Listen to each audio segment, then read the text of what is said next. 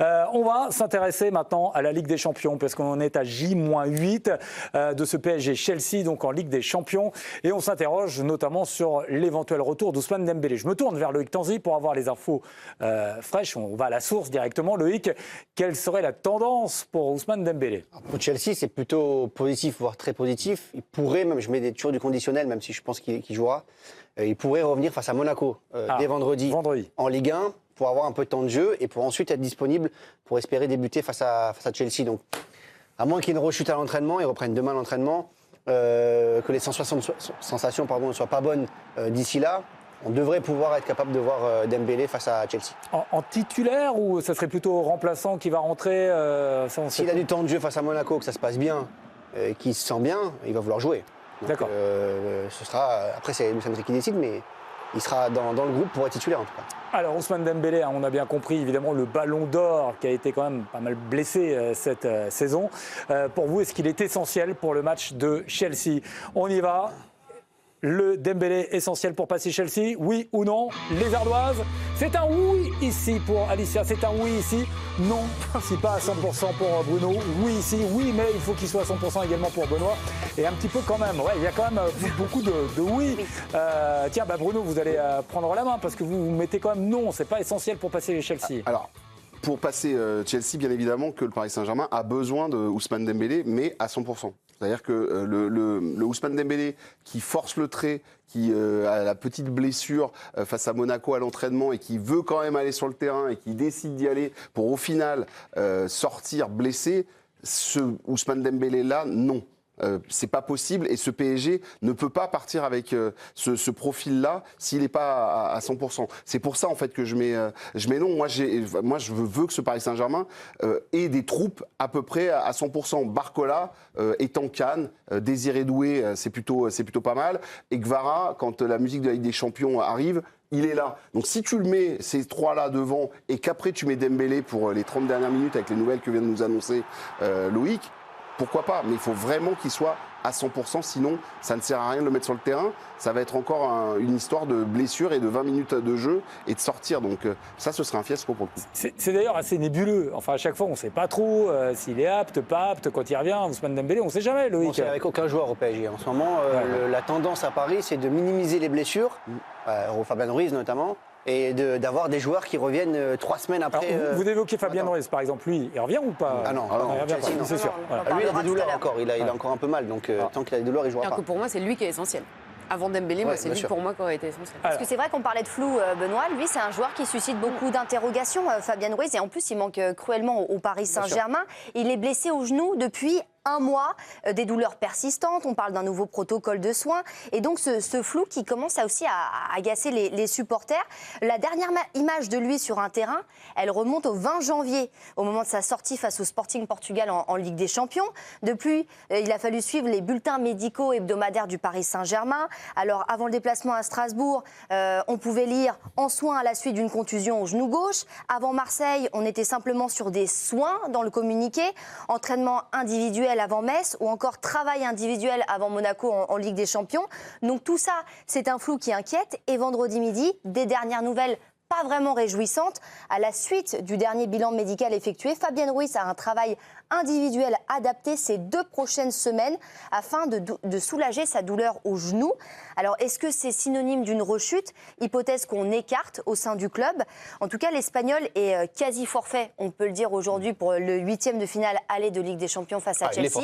Il est forfait et quasi forfait pour le retour, si on comprend bien le communiqué. Une situation qui ne réjouit pas du tout Luis Enrique. Je ne peux dire aucune chose. Il y a des blessures que normalement, peut-être plus vite que d'habitude. Il y a d'autres blessures comme ça de Fabien, que c'est un petit peu moins vite.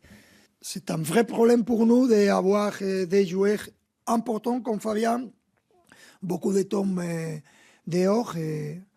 On reste à être optimiste et penser à sa retour le plus vite possible. Et au Paris Saint-Germain, comme au sein de l'entourage du joueur, on refuse pour le moment de fixer une date précise de retour pour l'Espagnol. Ouais, tout ça est un peu flou cette saison, en effet. D'ailleurs, on parlera aussi de la blessure de Kylian Mbappé. C'était un coup à la base, Ruiz. Oui, c'était un coup.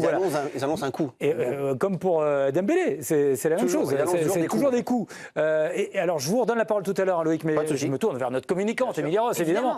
Non, mais pourquoi, là... Notre médecin, j'ai dit, je peux aussi réagir. Alors, peut-être, notre infirmière, avant infirmière, peut-être plus que médecin, sinon un médecin, carrément. Du donc, je vous en prie. Chirurgienne, s'il vous plaît. Pourquoi Chirurgienne Ross. Du genou. Allez. J'y passerai peut-être pas sur le billard avec. Dites-moi, Émilie, qu'est-ce qu'on nous cache ? Est-ce que pourquoi cacher ? Pourquoi pas de transparence du côté du PSG ? Mais je trouve ça très bizarre parce que ça fait déjà plusieurs saisons qu'on fait ce constat-là, que ce soit, alors je vais même aller plus loin, que ce soit au PSG, que ce soit à la Fédé sur les joueurs. Rappelez-vous ce qu'il y avait eu avec Barcola, pareil pour Dembélé, pareil pour Mbappé. Là, ce qu'on constate actuellement avec Mbappé pour le Real, il y a une sorte d'opacité sur les blessures qu'en plus je n'arrive pas à expliquer. C'est-à-dire que le flou n'amène rien de bon. Du coup, on ne donne pas aussi de délai. Je ne vois pas à qui ça peut servir de ne pas avoir de délai pour un retour de joueur, etc. Enfin, je ne comprends pas les objectifs d'une communication floue. Parce que normalement, si vous voulez embrouiller tout ça, il y a un but derrière. Là, honnêtement, moi, j'arrive pas à comprendre, si ce n'est garantir une sorte de flou artistique. Et je trouve qu'en plus, ce n'est pas non plus rassurant pour les joueurs et les athlètes qu'ils sont. Ça, c'est mon point de vue. Ils sont fautifs. Les joueurs. Le flou aujourd'hui qu'il y a sur la communication des clubs vient des joueurs. Parce qu'aujourd'hui, les joueurs ne croient plus. Certains les clubs donc ils n'ont pas forcément confiance au staff médical du club, donc vont voir ailleurs, avoir un deuxième avis qui va peut-être donner un délai différent. Donc eux, des fois, ils veulent revenir plus vite. On a vu avec Ousmane Dembélé. Et donc c'est ça qui crée un flou aujourd'hui. Les clubs ne veulent pas dire 3 semaines à un joueur, parce que si au bout de 3 semaines, le joueur ne peut pas revenir, il va râler. Et ça va créer un problème différent dans le vestiaire pour le staff technique. Juste, ça ressemble de plus en plus au championnat nord-américain. En fait, aux États-Unis, NFL, NBA et NHL, on te dit blessé bas du corps, blessé haut du corps. Merci, veuillez circuler et on vous dira pas la blessure exacte. On vient plus là-dessus en fait. Et en fait, en gros, moi je pense que c'est pour. Mais pourquoi ? En fait, eux, ils estiment qu'ils gèrent dans leur coin et après, tu spécules, c'est pas grave. Enfin, tu vois, nous on est en train de spéculer autour de Fabien Ruiz, on se pose la question. Fabien Ruiz, c'est quoi ? C'est un coup ? Moi, j'ai travaillé dessus aujourd'hui. Non, c'est une entendu. Ah non, je sais, c'est une entente, mais sauf qu'ils veulent pas venir le dire exactement. Alors que, vas-y, dis-le. Est-ce qu'il y a une tentative d'opération ? Est-ce que le joueur ne veut pas être opéré ? Et il y a la Coupe du Monde à la fin de la saison. C'est hyper important pour les joueurs de se dire, je veux pas revenir, parce que là, en fait, en vrai, il pourrait rejouer. Il y a un duel entre clubs sélection. Si vraiment il veut jouer, il rejoue Fabien Ruiz. Mais comme il a des douleurs, lui, il dit non, tant que j'ai des douleurs, je joue pas. Il veut pas se payer. Donc, quand tu es le staff médical, tu fais comment ? Tu dis, ton joueur, il dit j'ai mal et je veux pas jouer, donc il joue pas. Alors, je me tourne vers Benoît, justement, parce que voilà, on a beaucoup des joueurs. Voilà, là, on a parlé de Fabien Ruiz, mais on peut parler aussi d'Ousmane Dembélé, parce qu'on ne sait jamais vraiment si Dembélé, l'autre fois, on a parlé de retour prématuré, on ne savait pas s'il devait revenir. Est-ce que c'est le joueur qui doit prendre la décision au final ? Est-ce qu'il doit écouter le staff du club ? Comment ça se passe exactement ? Moi, je pense que c'est toujours, à ce niveau-là, c'est toujours au ressenti du joueur. C'est le joueur qui prendra la dernière décision, c'est pas le staff, malheureusement. Le football a beaucoup changé sur ça. Déjà, moi, à mon époque, ça commençait un petit peu à changer, où même moi, j'avais déjà mon staff médical à côté. Et c'est vrai que... Mais est-ce qu'on peut avoir confiance aux joueurs, vu ce qui s'est passé ? Ça, c'est une vraie question aussi. Vu qu'il y a eu des rechutes, qu'il a voulu jouer alors qu'il se reblesse derrière. Ils n'ont pas le choix. Ils ne vont pas obliger le joueur, parce que le joueur il dira non. Donc, en fait, c'est au ressenti du joueur. Le seul truc qui m'interroge et qui me dérange un peu avec Ousmane Dembélé, c'est qu'en fait, à chaque fois qu'il y a eu une incertitude avant un match, au bout de 20 minutes, il sortait. Et oui, voilà. C'est ça le problème. C'est ça le problème. Là, c'est le vrai problème. Mais quelle est la solution ? Il n'y a pas de solution. Est-ce que Luis Enrique va dire tu joues alors qu'il n'est pas dans son corps ? Lui va dire non, je ressens quelques gênes.